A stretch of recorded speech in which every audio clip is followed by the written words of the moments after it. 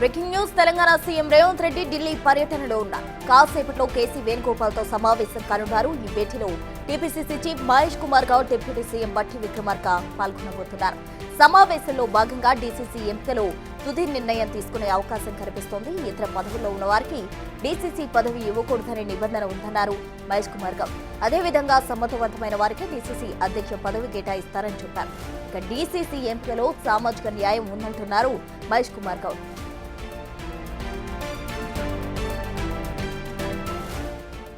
DCC అధ్యక్షుల ఎంపిక ప్రక్రియలో భాగంగా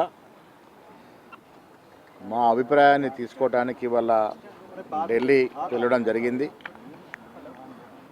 ఇన్ఛార్జ్ మీనాక్షి నటరాజన్ గారు వారి అభిప్రాయాన్ని ఇస్తూ ఉన్నారు. ముఖ్యమంత్రి గారు, డిప్యూటీ ముఖ్యమంత్రి గారు ఆ తర్వాత నా అభిప్రాయం తీసుకుంటారు. ఒక సమర్థవంతమైనటువంటి నాయకత్వం జిల్లాలో రావాలి కాబట్టి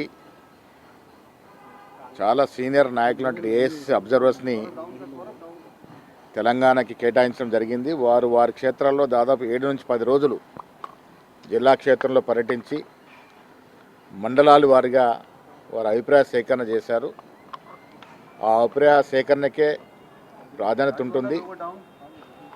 దాంతో సోషల్ ఇంజనీరింగ్ ఉంటుంది. ఎట్టకేలకి సమర్థవంత నాయకుడు జిల్లా కాంగ్రెస్ కమిటీ అధ్యక్షుడిగా రావాలనేదే ఏఐసీసీ అభిప్రాయం.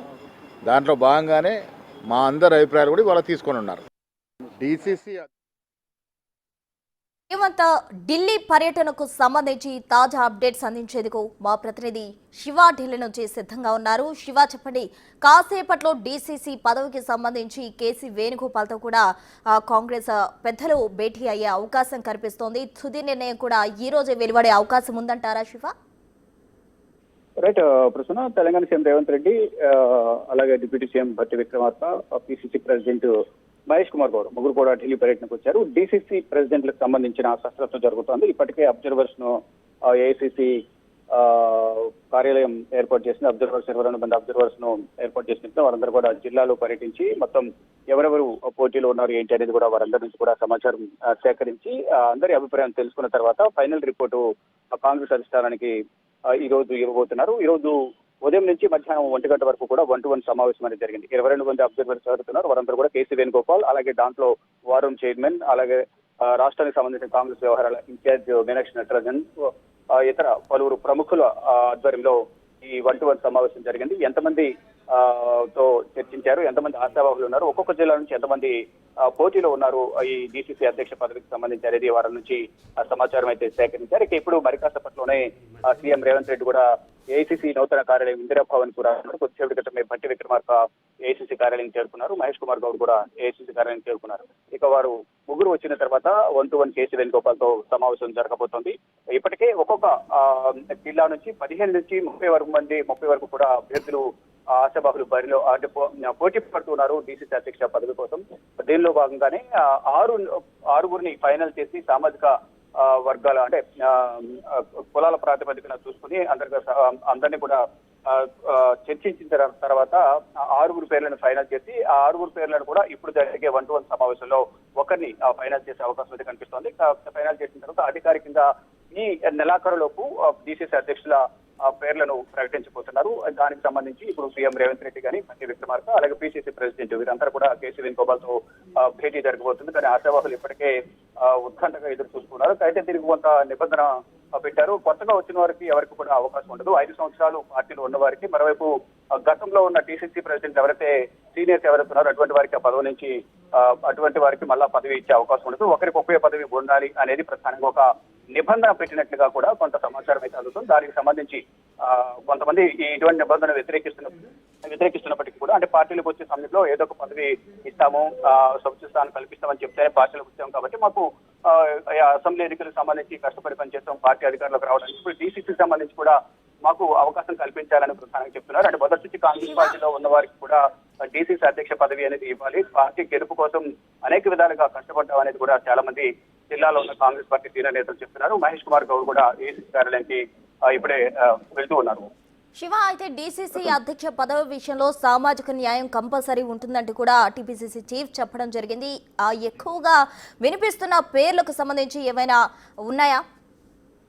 అంటే ఎక్కువ మంది పోటీలో ఉన్న నేపథ్యంలో పేర్లు అనేవి బయటకి ఎక్కువగా ప్రచారం జరగడం లేదు. ఎందుకంటే 15 నుంచి 30 మంది వరకు కూడా ఒక్కొక్క జిల్లాలో పోటీ పడుతూ ఉన్నారు. దానిలో భాగంగానే అంటే సామాజిక న్యాయం అనేది కంపల్సరీ పాటిస్తామనేది కూడా మహేష్ కుమార్ గౌడ్ చెప్పారు.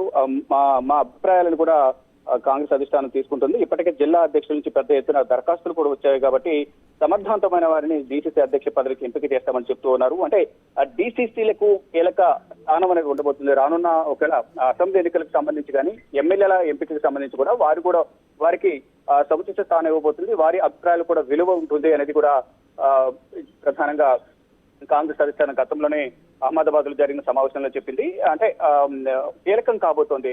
ఎమ్మెల్యేల ఎంపికలో కూడా డీసీసీల స్థానం అనేది కీలకం కాబోతుంది. అందువల్ల డీసీసీలకు లోకల్ గా పలుకుబడి ఉండి సంస్థాగతంగా వారు పార్టీ కోసం పనిచేయడం కానీ ప్రజల్లో ఆయనకున్న ఆదరణ బట్టి మాత్రమే వారిని ఎంపిక చేయాలి తప్ప ఎవరిని పెడితే వారిని రికమెండేషన్స్ ప్రిఫరెన్స్ బట్టి ఎంపిక చేయకూడదు అనేది కూడా ప్రధానంగా ఒక వాదన వినిపిస్తుంది. దానిలో భాగంగానే సుదీర్ఘంగా కసరత్తులు చేసిన తర్వాత ప్రతి ఒక్క రాష్ట్రంలో కూడా సుదీర్ఘంగా అబ్జర్వర్స్ ని ఏర్పాటు చేసి కసరత్తు చేసిన తర్వాత 1-to-1 సమావేశాలు ఏర్పాటు చేసి అధిష్టానం ఫైనల్ గా రాష్ట్రానికి సంబంధించిన సీఎం అయితే సీఎం లేదంటే పిసిసి ప్రెసిడెంట్ ఇన్ఛార్జీలు ఎవరైతే ఉంటారో సిఎల్పీ లీడర్స్ అటువంటి వారిని ఢిల్లీ పిలిపించుకుని వారందరితో చర్చించిన తర్వాత జిల్లాలకు సంబంధించిన అధ్యక్షులను ప్రకటిస్తున్నారు. దానిలో భాగంగా ఆ కసరత్తులో భాగంగా ఈ రోజు ఢిల్లీ వేదికగా కీలక సమావేశం అనేది మరి కాసేపట్లో ప్రారంభం కాబోతుంది. ఈ సమావేశంలో కేసీ వేణుగోపాల్ అధ్యక్షతన సమావేశం జరగబోతుంది కాబట్టి ఈ సమావేశానికి సీఎం డిప్యూటీ సీఎం ఇటు పిసిసి ప్రెసిడెంట్ కూడా హాజరు కాబోతున్నారు. ఈ రోజు ఫైనల్ చేస్తారంటూ కూడా మహేష్ కుమార్ గౌడ్ చెప్తున్నారు. కానీ ఈ 2-3 రోజుల్లో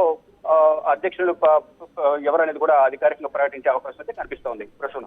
రైట్ శివ, థ్యాంక్ యూ. మొత్తంగా ఢిల్లీలో డీసీసీ పదవికి సంబంధించి కూడా ఈరోజు తుది నిర్ణయం వెలువడే అవకాశం ఉంది. ఇప్పటికే సీఎం రేవంత్ రెడ్డి ఢిల్లీ టూర్లో బిజీగా ఉన్నారు. మరి కాసేపట్లో కేసీ వేణుగోపాల్తో కూడా ఈ అంశానికి సంబంధించి ప్రస్తావించే అవకాశం ఉంది. సామాజిక న్యాయం పాటిస్తాము, కంపల్సరీ 5 సంవత్సరాలు పార్టీలో పనిచేసిన వారికి ఎక్కువ ప్రాధాన్యత ఇస్తామంటూ కూడా అటు టీపీసీసీ చీఫ్ కూడా చెప్పడం జరిగింది. మరి దీనికి సంబంధించి ఎవరిని ఎంపిక చేస్తారు అన్నది మాత్రం వేచి